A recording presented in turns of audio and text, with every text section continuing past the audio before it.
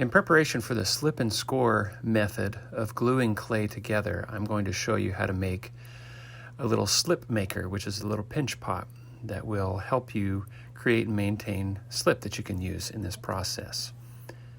You need water. So in this instance, I got a bowl of water. And you're going to need a little blob of clay.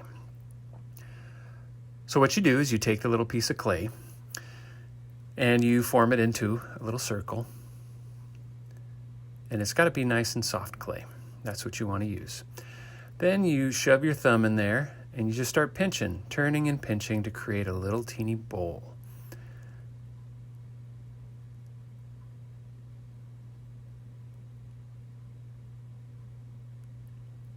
Once you have your little bowl, I always make a little base for it so it doesn't tip over.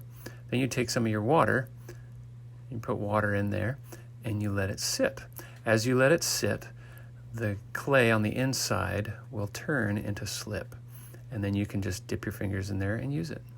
The end.